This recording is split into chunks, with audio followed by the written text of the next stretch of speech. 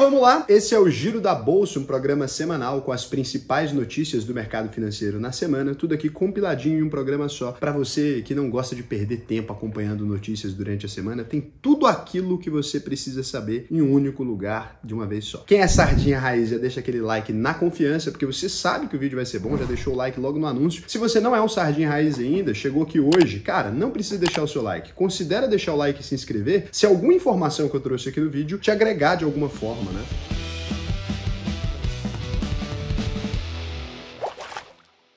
Essa foi a última semana da temporada de balanços ali do segundo trimestre da Bolsa de Valores e a gente vai ver como vieram os resultados de IRB Brasil, que é a empresa que vocês mais comentaram no último giro, Caixa Seguridade, Itaúsa, Banco Inter, Nubank e muito mais. E antes da gente ir para esses resultados, a gente vai fazer aquele resumão massa da semana para você ficar bem informado do que está acontecendo no país, porque isso interfere diretamente no mercado financeiro. Então, a grande pergunta que continua no ar, né, para todos os investidores, vai ou não vai ter crise? Nessa semana tivemos aí a divulgação dos dados do Monitor do Produto Interno Bruto, o famoso PIBão, né? PIBão das massas. Segundo o relatório da Fundação Getúlio Vargas, a FGV, a instituição mais respeitada aí pelos economistas do Brasil inteiro, a economia brasileira fechou o segundo trimestre aí com a alta de 1,1%. Em números absolutos, o Brasil produziu 4,6 trilhões no período. Já o Índice de Atividade Econômica do Banco Central, o IBC-BR, considerado a prévia do PIB, registrou uma alta de 0,69% somente no mês de junho. O número foi quase o dobro dos 0,40% esperados pelo mercado. Isso fez todo mundo aí revisar as revisões ali do crescimento do PIB em 2022 e fez muito bem para os varejistas. A gente teve as ações de Magazine Luiza aí com a alta de 2,72% na semana, as ações de Via Varejo com uma queda de 4,01%, as ações de B2W com queda de 0,23%. Por que a gente colocou aqui as varejistas nesse pacotão? Quando a gente observa o cenário de otimismo ou pessimismo, o primeiro setor que sente costuma ser o varejo. Então, fora a Magazine Luiza, que teve divulgação de fatos relevantes diferentes das outras aí, o que a gente teve foi uma queda generalizada, então não uma queda muito expressiva, mas uma queda generalizada no cenário das varejistas. No cenário internacional, tivemos aí a divulgação de dados fracos da economia chinesa, que já era esperado, o agravamento de uma seca na Europa, que está levando aí o principal rio que corta o continente, o rio Reno, a níveis críticos e preocupa ainda mais a economia de toda a região, principalmente da Alemanha ali, que é um dos principais países do bloco europeu. A inflação acumulada do Reino Unido está batendo um novo recorde histórico em julho, 10,1%, mostrando que não é só o Brasil agora que enfrenta, né, o gigante da inflação. Por aqui as coisas já estão um pouquinho mais controladas, mas por lá a coisa está começando agora. A Europa demorou muito tempo para reagir, o Reino Unido também demorou muito tempo para reagir com as taxas de juros ali, para ter algum efeito na inflação, né? Então a gente pode esperar mais crise internacional, pelo menos. Uma forte redução da demanda da indústria dos Estados Unidos também indica mais sinal de preocupação. E como a economia é globalizada, pau que dá em Chico, dá em Francisco, dá em todo mundo, né? Ninguém quer saber o que está acontecendo. E a divulgação da ata da última reunião do FOMC, né? Aí, a FOMC, ao Comitê de Política Monetária do Banco Central Americano, que é o Federal Reserve, sem dar pistas aí, o grupo decidiu que o novo aumento dos juros para conter a inflação vai depender exclusivamente de como mostrarem os próximos indicadores econômicos. Em bom português significa, se der ruim, a gente aumenta, se der mais ou menos, a gente não faz nada. Os índices aqui no Brasil, então a gente vai começar com o índice Bovespa, que abriu e fechou a semana praticamente do mesmo jeito. Acabamos fechando a semana aí em 111.496,21 pontos, né? Uma altazinha de 0,28% na semana. O dólar terminou a semana valendo R$ 5,17, uma alta de 1,86%. Das empresas da Bolsa aqui, mais de 40 empresas já fecharam a temporada de balanços trimestrais. A gente começa o giro aqui pelas mais importantes, né, que vocês mais comentaram no outro vídeo. Caixa Seguridade, CXCE3, a empresa é um dos principais braços aí da Caixa Econômica Federal, responsável pela área de seguros, previdência privada, capitalização e consórcio, queridinha dos investidores que buscam certa renda aí, fez a IPO há pouco mais de um ano, uma empresa não considerada segura completamente ainda pelos investidores que gostam de esperar aquele tempinho a mais, os buy and hold aí, normalmente preferem esperar pelo menos 5, 10 aninhos de IPO aí, né, na calma, antes de entrar em uma empresa para ter certeza dos resultados, mas ela divulgou os resultados com um recorde histórico no lucro trimestral. As receitas operacionais foram de 903,3 milhões de reais, uma alta de 67% na base anual, comparação aí 541,5 milhões há um ano atrás, e 24% na comparação com o primeiro trimestre desse ano, um resultado extraordinário. As receitas financeiras aí subiram 770%, né? Parece número não sei nem do que, 770% não dá nem para ler isso aqui direito. Foi para ir para 21,3 milhões de reais, o resultado antes dos impostos e participações, e o EBITDA da empresa aí foi de 780,2 milhões de reais, 63% maior na comparação ano a ano também. Resultado muito fora da curva. Com isso, a Caixa Seguridade reportou um lucro líquido de 681 milhões de reais, foi o melhor resultado histórico pelo terceiro trimestre consecutivo. Um resultado bom, outro melhor que o bom, o outro melhor que o bom, né?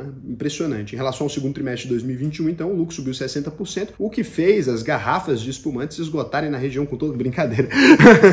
Então, entre os destaques da região que tem os investidores ali, deve ter esgotado, né? Entre os destaques do período, a empresa citou os investimentos em participações societárias, que aumentaram 50% e renderam 492 milhões de reais entre abril e junho. O índice de sinistros ficou em 22,5% e voltou ao mesmo nível de antes da pandemia. O valor da ação, então, fechou em R$ 9,16, uma alta leve, 9,96% somente essa semana. CSNA 3, a empresa que atua aí em toda a cadeia produtiva do aço, da extração do minério até a venda de uma ampla variedade de produtos siderúrgicos aí, chapa, folha metálica, vergalhões, essa coisa toda. Mas o resultado do segundo trimestre da empresa veio abaixo do esperado, né? A receita líquida de vendas de 10,5 bilhões de reais, uma redução de 31% comparado com os 15,4 bilhões registrados há um ano. O custo de produção dos produtos vendidos subiu de 7,1 para 7,5 bilhões, aumentou o custo. EBITDA ajustado, o lucro antes dos juros, impostos, depreciação e amortização foi de 3,2 bilhões de reais, uma queda de 60% na comparação ano a ano. A margem EBITDA caiu de 53,1% para os atuais 29,7%. Com isso, a CSN reportou um lucro líquido de 369 milhões, 73% a menos aí do que o registrado no último trimestre do ano, esgotando os lenços, né, na região dos investidores aí de CSN. Foi complicada a situação. Commodity é foda, o preço muda mesmo. Quem investe em setores que são mais comoditizados já tem costume de lidar com essas oscilações, o preço da commodity muda, alguma coisa acontece, os resultados realmente vêm muito diferentes um do outro, tá? A CSN Mineração e a Uzi Minas, dois dos principais braços da CSN, também tiveram queda forte nos lucros de 77% e 66%, né? Então, muito forte. Parte disso se deve sobre as pressões sobre os custos, principalmente do frete, e o resultado financeiro ficou negativo, em 890 milhões de reais. O valor da ação aí fechou em R$ 15,37, uma queda de 4,83%. Raul, por que não caiu tanto, né? Se o resultado foi de queda de 70%, não deveria ter uma queda muito mais forte no preço das ações? Não, normalmente as empresas comoditizadas já são muito melhor precificadas, o mercado já sabe como vai vir um resultado ali, baseado nos números mesmo do setor. Então, acaba que quando é um fato muito fora da curva, poderia acontecer, mas não um resultado desse aqui, que estava mais ou menos em linha com o que o mercado esperava, e aí a quedinha já é prevista também. IRB Brasil, IRBR3, uma das ações com o maior número de torcedores do Brasil, né? Ela aí ao lado de OIBR3, ao lado não, o IBR tem mais, a IRB Brasil deve ter um pouquinho menos de torcedores aí vem, o que mais na sequência aí, galerinha? Magazine Luiza, Via Varejo, timinho das torcidas aí, com 83 anos de existência, né? E tentando superar o histórico recente de má gestão, fraude contábil, corrupção, Warren Buffett que não investiu e foi anunciado que investiu, a empresa mais uma vez apresentou um resultado meio pombo, desde os relatórios da Esquadra que expuseram a empresa, nunca mais ela performou da mesma maneira. O prêmio total emitido, equivalente à receita líquida, foi de 1,68 bilhão, o que representa uma queda de 22% comparado com os 2,16 bilhões do segundo trimestre de 2021. O sinistro retido ficou igual na comparação ano a ano, em 1,66 bilhão. O chamado resultado de underwriting, né, a diferença entre os prêmios que ela arrecadou e o valor total da despesa do sinistro, ficou negativo em 661 milhões de reais, praticamente o dobro de perdas na base anual. O que é isso, né, que a gente está falando aqui para você entender? Ela é uma empresa que vende seguros para seguradoras, o tal do resseguro. Quando a gente fala do prêmio, ela tem que vender o seguro, a seguradora tem um valor ali que ela recebe disso, e ela tem o sinistro, que é o valor que ela paga. Essa diferença é o principal indicador que a gente observa em empresas de seguros, porque se ela estiver tendo mais sinistro, tendo mais pagamentos do que recebimentos, ela entra numa zona que vai ficando um pouco complicado, o prejuízo vai se acentuando, né? A empresa tem que conseguir se estabilizar nesses dois indicadores, então ela tem que estar sempre vendendo para sempre estar pagando e tá tudo ok. Não é o que está acontecendo na IRB Brasil. Um resultado financeiro positivo de 103 milhões de reais aí deu uma leve amenizada no prejuízo líquido. Mesmo assim, o rombo no trimestre aí foi de 373 milhões de reais, bem pior que os 206 milhões de prejuízos reportados no ano passado. A IRB deu aqui a justificativa de que os efeitos climáticos foram muito impactantes nos primeiros meses desse ano, porque afetou safras importantes, aumentou bastante os sinistros, né, do agronegócio. O que acontece? Uma empresa vai lá, faz um seguro, né, para a safra dela ali de alguma maneira, se aquilo sai de controle, dá errado, é nabo, tá? Então a seguradora ela tem um cálculo ali de quanto que pode sinistrar e quanto que ela vai pagar de prêmio em troca do quanto ela ganha, né? Aquele negócio, o coletivo acaba pagando ali pelos casos excepcionais onde alguma coisa dá errado. Mas aí se tem uma safra ruim, muita gente dá errado, não foi um cara só que teve um incêndio, alguma coisa, um efeito climático, a gente acaba tendo um problema generalizado,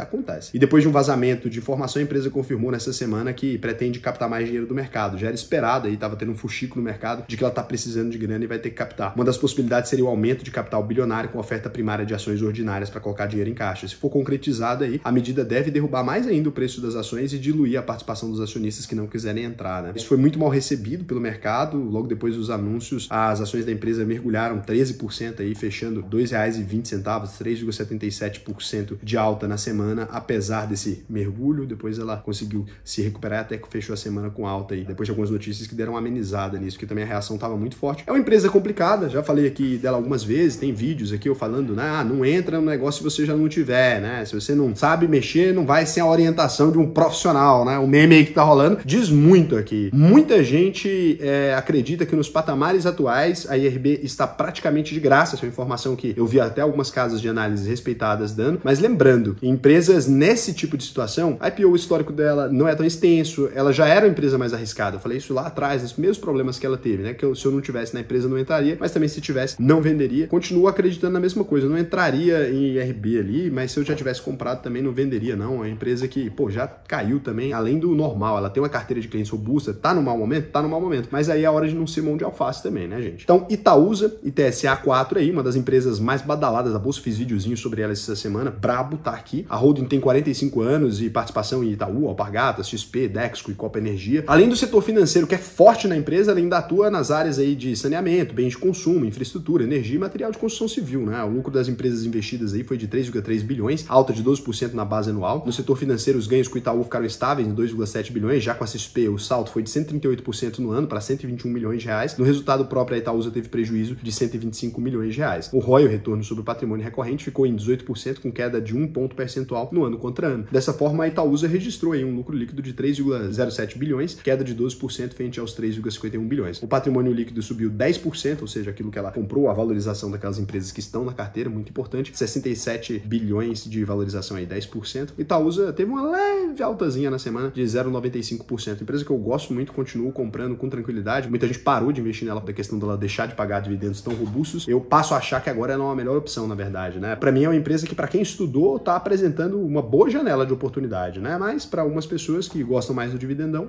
não vai ser interessante. Se você gosta muito de dividendo, nem vale a pena isso tudo. Nubank, Nise aí, o famoso roxinho, maior banco digital do Brasil, que já soma 65 milhões de clientes, 52 milhões de clientes ativos, também divulgou os resultados do trimestre, né? Os números vieram bons aí, nem tanto, né? Como é que é aquele meme também? Tá bom, mas tava meio ruim, disse que ia mudar pra melhor, mas não tava muito bom também, agora parece que melhorou. Receita recorde aí de 1,15 bilhão de dólares, com crescimento de 230% na base anual, de 351 milhões de dólares no segundo trimestre de 2021, porque em dólar, olha, é aberta lá fora, né, gente? Não faz sentido colocar o valor em real, tá? O custo de serviços financeiros e transacionais foi de 794 milhões de dólares, o que representa 69% de receita, no ano passado o percentual foi de 50%. Despesas operacionais foram de 388 milhões de dólares, 34% de receita, e despesas gerais e administrativas subiram de 122 milhões de dólares para 229 milhões de dólares. A provisão para perdas de crédito saltou de 82 milhões de dólares para 338 milhões de dólares na base anual, o que acabou fazendo aí com que ela tivesse um prejuízo líquido. Daria para lucrar, tá? Então, o Nubank apresentou um prejuízo de 29,9 milhões de dólares, praticamente o dobro dos 15,2 milhões de dólares registrados no segundo trimestre de 2022. Considerando só as operações no Brasil, a empresa reportaria um lucro, então,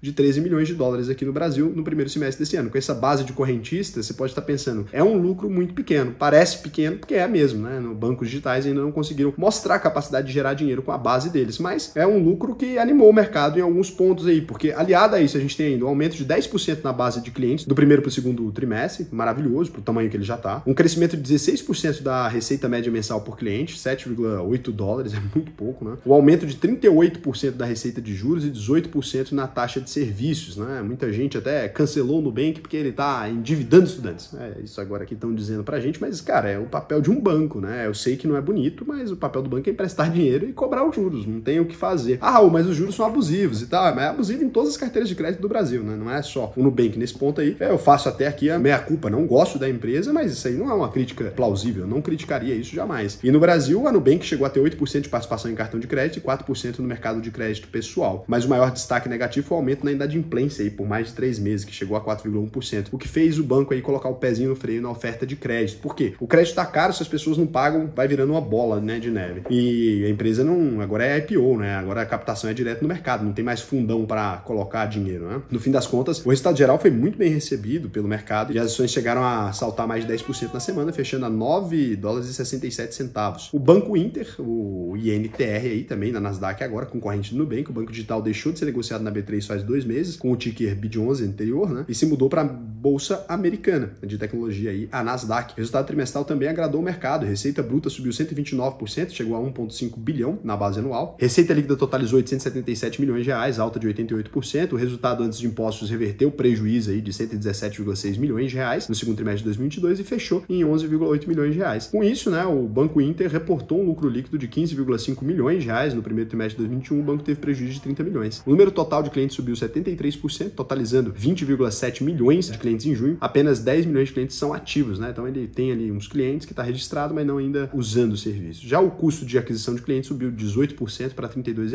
É um dado do mercado financeiro de modo geral, está subindo mesmo o custo de aquisição de cliente. E a carteira de crédito, o uso de cartões de crédito e débito, aumentou 56%, chegando a 19,5 bilhões de reais, uma alta aí de 14,06% a $3,57. DMMO3, cara, para quem não sabe, é a antiga OGX, né, do empresário Ike Batista. A companhia não opera mais em nenhum campo de petróleo, mas detém 20% de participação de um único campo, o de Tubarão Martelo, na bacia de Campos, no Rio de Janeiro. E é dessa participação que tem vindo esse faturamento da empresa, uma receita líquida aí de 104,2 milhões de reais, o que representa 271% de aumento na comparação com os 28 milhões do segundo trimestre de 2021. Não se esqueça, o petróleo está em preços altos aí, não se anime com isso, não vai sair comprando ação sem entender o ciclo da commodity. Eu sempre falo sobre isso aqui. O ciclo da commodity é, quando a commodity está alto, o preço das ações fica alto, depois o trem cai e você fica com essa bomba na mão, tá? EBITDA ajustado de 29 milhões aí, mais 331%, né? E margem EBITDA de 28,5% com alta de 4 pontos percentuais. Como resultado aí, a Domo reverteu o lucro líquido de 147 milhões do segundo trimestre de 2021 e reportou um prejuízo de 64,6 milhões de abril a junho desse ano. A empresa continua ótima para todos os especuladores e péssima para investidores, como sempre, queda de 1,74% na semana, né? Para os especuladores é bom porque, Raul, porque ela muda demais de preço, mas assim, é um negócio incipiente, né? Não é aquele negócio maravilhoso. Histórico não ajuda, né? Agora a gente vai dar aquela rapidinha aqui, que é o quê? Só você pausando a tela aí, você vai conferindo. Eu vou fazendo careta, você vai conferindo aí o resultado, né, das principais empresas. A gente só coloca se deu prejuízo, se lucrou, o preço da ação e queda na semana, só para você ficar por dentro aí, aquele geralzão, para caso você tenha alguma dessas empresas que não mereceu um destaque geral, você vai acompanhando.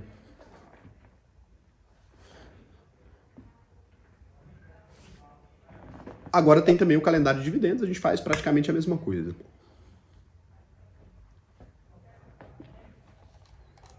E se você pensou que acabou, agora a gente vem de cenário internacional só para arrematar. Mercado Livre, Meli aí, empresa dona da maior plataforma de e-commerce da América Latina, lançou uma criptomoeda própria, a Mercado Coin. A cripto foi desenvolvida na blockchain do Ethereum e vai ser vendida no mercado pago. O preço inicial foi fixado em 10 centavos de dólar e as negociações vão começar pelo mercado brasileiro antes de uma possível expansão para outros países. Até o fim de agosto, a empresa espera que todos os 80 milhões de clientes da plataforma tenham acesso a algum tipo de Mercado Coin aí. O valor da ação fechou em $909,76 com queda de 15,21%. Falando de cripto, né, a gente sempre fecha aqui o girinho, mas antes de fechar, vou te dizer o seguinte: se você já é um investidor e você quer aumentar realmente sua rentabilidade, por quê? Porque aluno da UVP agora tem taxa Prime na nossa plataforma, a IsaX, você já ganha dinheiro acima do mercado já, porque a gente oferece taxa que só é oferecida para clientes acima de 10 milhões. Você pode acessar aqui, ó, auvp.com.br, preencher o seu questionáriozinho, vou colocar aqui o videozinho mostrando como é que faz, responder aí e entrar na UVP para aprender a investir comigo. E agora o negócio é o seguinte: se você não ficar satisfeito com a UVP, a gente devolve 100% do seu dinheiro, sem truque. Terminou a UVP, pediu o dinheiro de volta, tá na mão. Simples assim. Ah, Raul, como é que eu sei que é verdade? Cara, pode olhar, não tem uma reclamação de ninguém falando que não recebeu, nem nada do tipo. Pode ver Reclame Aqui, pode ver qualquer lugar que a gente nem controla. Porque você pode falar, aqui você pode apagar os comentários. Vai lá no Reclame Aqui, pesquisa a única verdade possível. Se tiver qualquer reclamação, não precisa fazer a matrícula. Fechou? Então, cripto, por falar em cripto, a gente fecha o giro da bolsa aí, então, com o BTC, né? Bitcoinzinho abriu a semana em 24.316 dólares e valia na sexta-feira à noite 21.260 dólares, uma queda de 12,57% aí na semana. Já o Ethereum está com a famosa atualização aí, demerge, marcada para o dia 15 de setembro, vai dar nabo, isso aí tá muito pano pra manga, fechou com queda de 12,88%. O negócio é o seguinte, o giro de hoje foi gravado aqui mais em casa, mais intimista. Eu quero que você me fale o seguinte, você prefere esse giro gravado na minha casa, que eu tô gravando até com o celular aqui, posso gravar até com a câmera aqui, ou você prefere o giro no cenário tradicional? É uma escolha de vocês, né? Eu acho que esse aqui é gostosinho, já tô em casa, pra mim é mais fácil, mas fica aí a critério de vocês a decisão. Se esse cenário agrada, se a qualidade aqui fica melhor ou se fica ruim, vocês que sabem. Beijão, até o próximo vídeo.